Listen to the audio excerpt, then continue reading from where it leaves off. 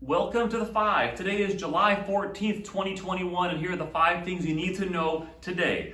There's a $400 million loss possible with the Olympics, Florida sports betting, electric car development, especially charging, Apple financing options, and the Emmys, and do they actually matter?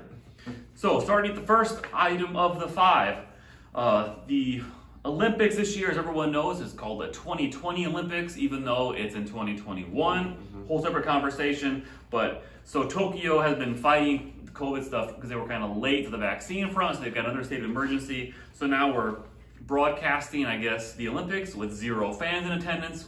It'd be strange to begin with, but they're like a lot of things. All these companies with huge stakes in this, they insure against a ton of stuff. Yeah.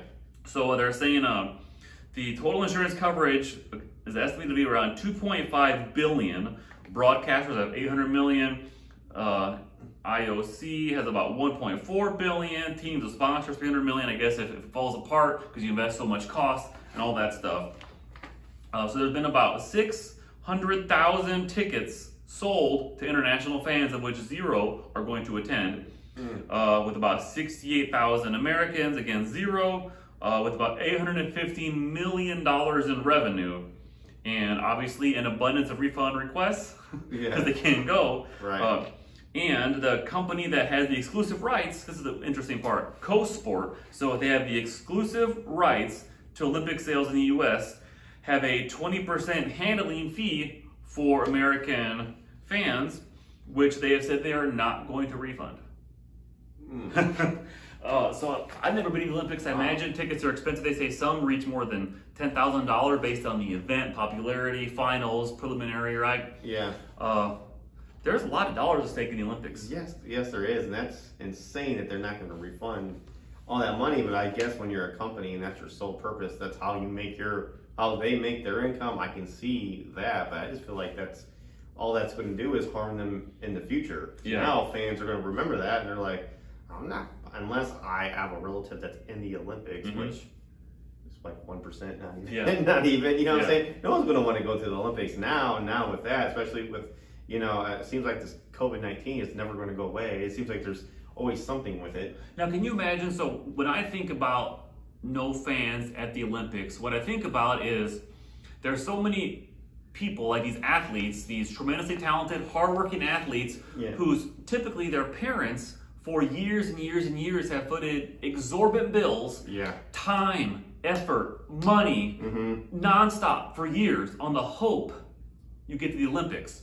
Then fortune smiles, your athlete does great, I'm going to the Olympics. Here you go, mom and dad. By the way, you can't even watch. You can't even be there. You can't even be there. Oh man, I think that would be the hardest pill to swallow as a parent. Can't even be there to support them or anything. And it just makes you wonder, like, I mean, they already waited 1 year. You would think $400 million is a lot of money. Maybe to them that's not a lot of money. But it is a lot of money. Like, what is another 6 months or to a year? Or are they worried about like player drop off, or like they're not going to be as good in 6 months or a year as they are now? So probably a lot of that. I mean, $400 million is a lot of money, but like on Olympic scale, I'm sure it would cost more to delay. So I read this interesting article too, just thinking of the Olympics.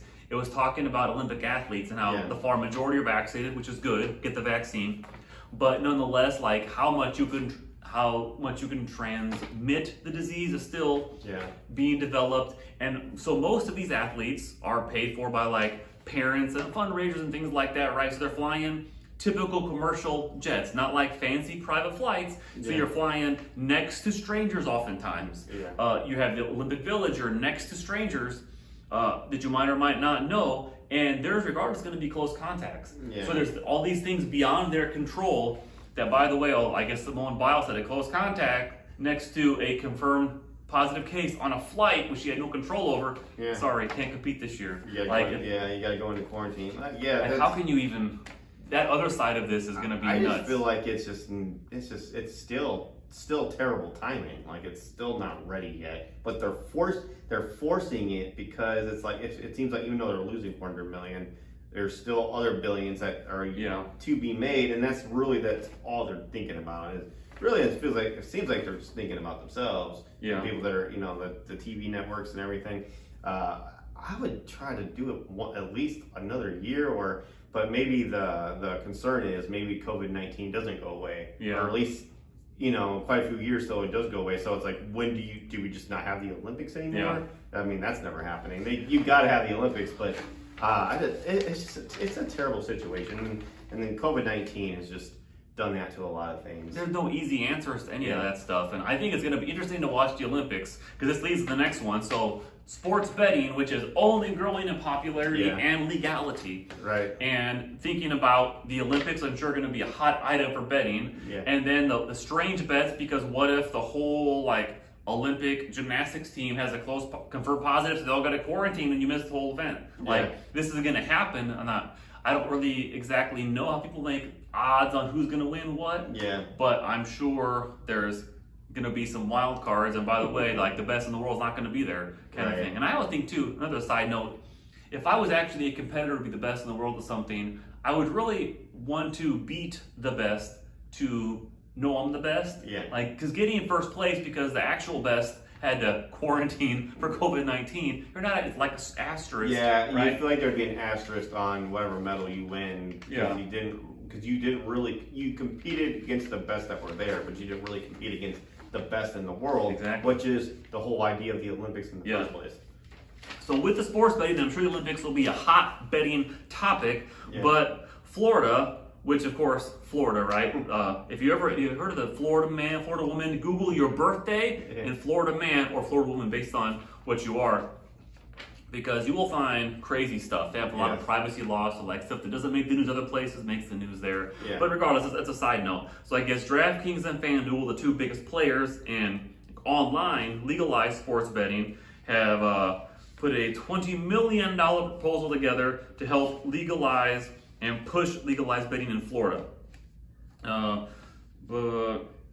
pretty much just trying to legalize sports betting in Florida, and I'm not particularly a fan of sports betting, but I am a fan of being able to do something safe with confidence, knowing you'll get paid, knowing you're not going to get your kneecaps busted if you don't pay. Yeah. I think that's a good idea. I'm a big sports fan, never been into sports betting though. I just feel like I can see the appeal though, because if you're a big sports fan, I feel like every person that watches sports, they feel like they know it all. Do you think they feel like they're so knowledgeable that they're like, oh, I'd be so good at sports betting, but betting, when it comes to gambling, is a different world. You may not know, you may know everything there is about football, but when it comes to the betting world, there's so many things with flexes and points and point spreads and everything that you gotta learn, that you don't, you can still win a lot of money, and the team that you bet it on doesn't even have to win sometimes. Yeah. There's so many spread, right? They'll win by 6.5 points or more. Right, yeah. Because they know what team's better, but how much better are they going to be that game? And I think the average sports fan that's not into gambling or betting, they don't know that. You know what I'm saying? So I can see that, I'll do awesome at this because I know a lot about sports, and I'm probably going to be right most of the time. But it comes to find out that that's not the case. That you might not know more than the odds makers in sports. Right, yeah. and it's one of those things, you got to remember, everyone thinks they know everything about sports. Everyone, so the people that you're going against are also, but you're going against people that have been sports betting their whole lives, and they know, I just feel like it's good, but whatever money you put down, say you put in $5,000, you just got to assume that money's gone. You just got to assume, if you win, that's great, but you just got to, your mindset has to be that it's gone. The mindset of gambling is never bet money you can't afford to lose. Yeah. Probably go along with that. So we'll see what happens in Florida with the sports betting. Taking a turn here, electric cars. You have an electric car, Ben? No, but I'm becoming more and more interested in getting one though. So I have a Tesla, all electric, which I love, by the way. But the biggest drawback is charging stations, because the analogy I give people is you take any exit on the interstate is 4 gas stations, and there's 0 charging stations. So it's very different when trying to go long distances. When you hear people talk about electric cars, that's always the argument that comes up every single time is, what about charging stations? Is there enough charging stations? Well, because it's still relatively new, there's still not as many people that drive electric cars as people that drive non-electric cars, but you can see the trend and where we're heading. It's evolving, and I think eventually, real soon, everyone's going to. It's kind of like when the iPhone came out in 2007. At the time, we're like, why would I want a smartphone? Why would I need that or whatever? Nowadays, everyone has a smartphone, and I think that's going to be the case with the electric car. Like, that's where it's going. It's not so much if it gets there, but when it gets there. And every year, their piece of the pie is going to get bigger. And it's inevitable, and you can kind of see it, and especially because people love convenience. They love the easy factor of. And I just feel like with the electric car, that's what it's going to provide you. It's just the added convenience, the less hassle, the maintenance and everything. It's just going to be easier. And I think the more people test drive Teslas or electric cars, the more they're going to like them and they're going to blow up. Never having to stop to a gas station, like being able to charge it at home at night is super, super convenient and easy. Yeah. Oh, yeah. And then plus you hear they're fun. They are fun. They're way faster than comparable. Because there's no lag time. Because it's not like you don't hear the engine rev, it's not switching gears, it's not waiting to switch gears to accelerate fast. It's like instant torque all the time. Yeah. But some company, Electrify America, which I never heard of, but say they're doubling their charging network over up through 2025.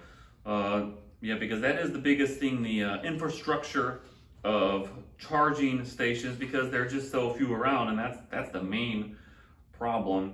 But it's going that way, and every car company is pushing more electric models. That's the inevitable end goal of this. Honestly, if you're into investing, I would start now, or I would have started, a year ago into that stuff. Anything you can invest money in, it was more charging stations or anything to do with electric car stuff. I think is the time to do it before it's too late, because like I just said, I think that's where we're heading. I can see fuel cars being off the road in 30 years, or it's just going to be, you're still going to have those people that still prefer those, but I can just see where we're getting past that. And as new cars get bought, it's only heading that direction. It's not going to go back. By the way, we're going to go back to gas cars now. Right. And all it does, it takes one election year to be like, okay, one person candidate, he wants to go green, or wants to be like, by 2040, no fuel cars are allowed on the road. And it's going to be a thing that passes, and all of a sudden, no one's going to want to buy fuel cars anymore. Yeah.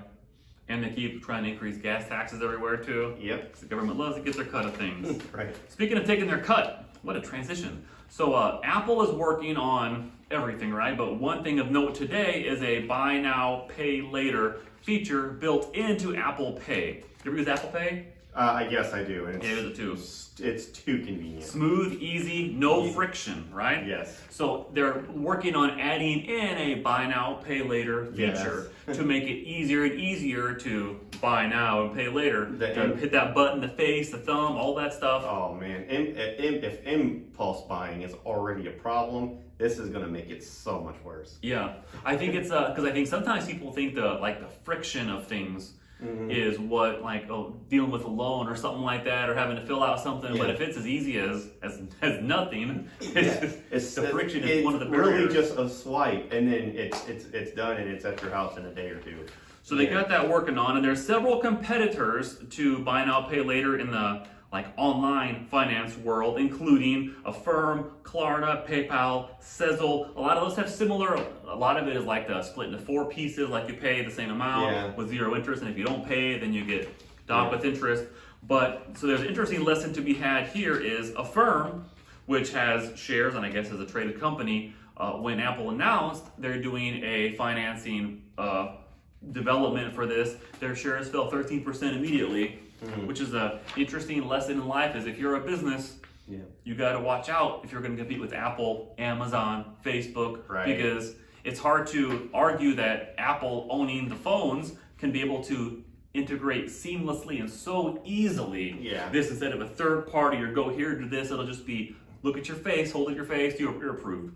On your way. They'll add it on your bill every month or some other thing like that. Yeah, it's so easy. I imagine that would definitely affect your credit, right? I imagine so. Because that's going to be a credit, if you... It would have to affect your credit somehow. Yeah, I feel like that's just a slippery... I mean, I get it from a business standpoint. I can see why they would want to try to do that, because there's definitely going to be some people that will take advantage of that. But for me, there's no way. If it's something small, I'm not talking financing a car or a house, or something that you need credit for. You know what I'm saying? If it's something like this, you say it's a $200 item, say from Amazon or whatever, yeah, I want to be able to pay for it now. I don't want Mm-hmm. to get it now and have to. I don't want to always be owing someone money. Yeah. And always being in debt, because I just feel like that is such a slippery slope. Because that stuff accumulates, and then the next thing you know, you're in debt up over your ears, Mm-hmm. and that can be very hard to get out of. They don't really care about that. They don't care if you're in debt. They just care about Want to make some money. They just care about the interest that they're going to get off of you for being in debt. Yeah, so Goldman Sachs, which already, I guess, underwrites a lot of Apple Card stuff, will be behind the lending program. And I would argue that as far as, I mean, credit score is one thing, but I would think that all the companies, including Apple, now I'm sure maybe not third-party stuff, maybe not a whole lot of data, but I guarantee Apple knows an awful lot about you all the time if you have an iPhone. So they probably would be easier, they would be better at determining credit worthiness than a credit score. Yeah, which makes it so scary, because they know everything about you. They know what you're into. They know what to show you. They know what you're more likely to click on and stuff. And, you know, because a lot of times, like me, like if I don't want to spend any money, I won't go to the mall. I will not go online shopping. I won't even look at that stuff. You know why? Because I know if I look at that stuff, I'm going to want to buy it. But now they're just like, oh, you're on your phone? Well, here's this new sweater, here's this new hat, new jersey. You only got to pay 10% today. Yeah, and it's so easy to fall into that trap. And then I just feel sorry for the people that are going to go all in on that. And yeah, it's not going to turn out good for a lot of people. Last of the 5 for today, lighter note. So the Emmys, which most people don't really ever watch, I don't think. Like award shows in general are losing viewership. People don't really care that much. Yeah. And I think they played a bigger role for a long time before it was so easy to binge a series because someone recommended to watch it. Like for a long time, it was like, oh, this won an Emmy, so let's watch it next season. Now it'll be like, oh, your friend says this is a really cool show, so you sign up for whatever that streaming service is, one of the 25 there are, and then you watch like every episode the next week, you binge the whole thing. Yeah. So I would argue that award shows in general, including the Emmys, are less relevant than ever before. Yeah. But there are some Emmy award things that came out. So the TV Academy, in a shift, Hollywood Reporter, because as a lot of people know, there's only a few companies that own almost every network. Yeah. But they're grouping the tallies for the Emmy Awards by corporate parent. So like Warner Media, which owns HBO and HBO Max. Like Disney, which has Disney Plus, and there's ABC. They have a lot of too, right? Yeah, and they own a part of it. Yeah. So there's a whole thing. There's Netflix, there's the streaming on its own. But for what it's worth in the Emmy world, Disney was the highest of the awards here. So where's the number here? 100 premium cable. No, that's not that one. Disney had 146 total Emmy nominations through their various subsidiaries. HBO Max, a total of 130, and Netflix with 129. Nominations, and pretty much all the highest nominations do go to the streaming services. Yeah. And I think it's easier to make the show you want to make. And because I mean, the broadcast TV has a lot of restrictions on things they can say and show. Right. And the streaming networks have far fewer restrictions. Yeah, they don't have to worry about TV ratings. They can get away with more. It's I mean, honestly, like I don't even watch it if it's not on a streaming service. I don't really care to watch it, because also another added benefit is, you most of the time, except for like Disney Plus, where they only release new episodes weekly, a lot of them, like Netflix, you can watch the whole season in one sitting. I mean, it's so easy. You binge the whole thing, right? Right, yeah. So I just feel like that's a convenience that's worth noting. So the interesting part of this, as far as, so Netflix, which I guess was third with a number of nominations, 129 Emmy nominations. I guess they're known as a free spending organization. They spend a lot of money, original content. So saying in the last year, Netflix spent an estimated $17 billion. Is that the last year? It just says estimated, as they haven't taken an Emmy in the top drama or comedy categories. I don't want to sound like I know or don't know what it is. It just says a $17 billion content spend. Maybe in the last year. I mean, they have a lot of shows in there, a lot of original stuff. Some new movie with The Rock, and Ryan Reynolds is going to be on there too. Yeah. So much content, but I don't really think the Emmys matter all that much. Yeah, I don't even know if I've ever watched the Emmys. I've never been interested in it. I just think it's kind of, I mean, I don't know. Actually, I mean, it doesn't bother me as much as the ESPYs. Like ESPYs, that's the ESPN's version, the sports version of like the Emmys or whatever.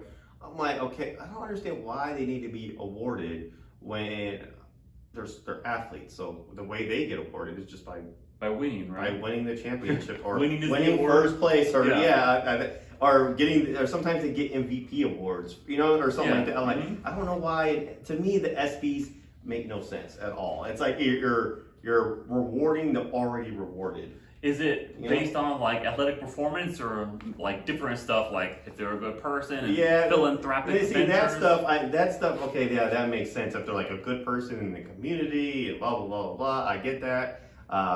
Or if they're like so entertaining, like they don't even need to win, they're just so entertaining, like LeBron James or something like that. Like, I don't know. I just think if you're an athlete, just win. Yeah. Win, get a trophy. That should be your reward. That is the award show. Yeah, who cares about the ESPYs? And I'm sure they probably wouldn't disagree with me either on that. I don't think they would either. I just think that's just ESPN's way of, let's get money. Yeah.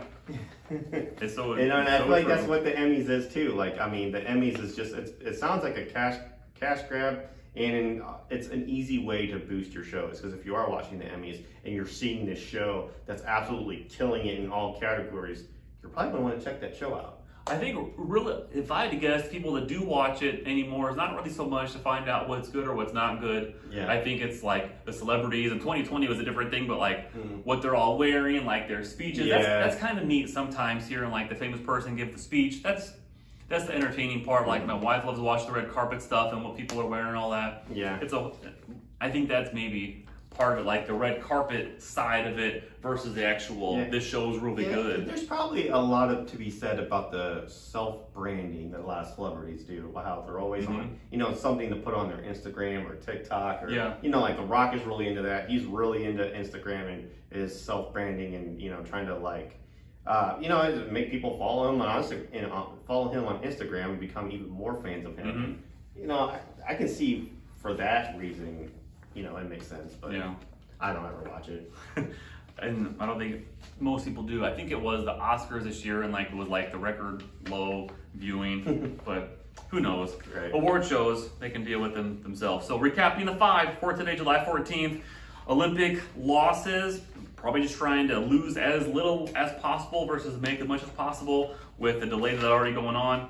Increased, hopefully, maybe we'll find out, Florida sports betting, because of course Florida electric car development charging stations, which are going to be forthcoming, and the reality of electric cars is just going to be there. Apple financing for buy now, pay later to make it easier to buy things you don't need. And award shows don't seem to matter much anymore. This has been the 5 for today. Joining me as always, most always, Ben, am I right? Tyler, thank you for watching and listening. Have a great day. Later.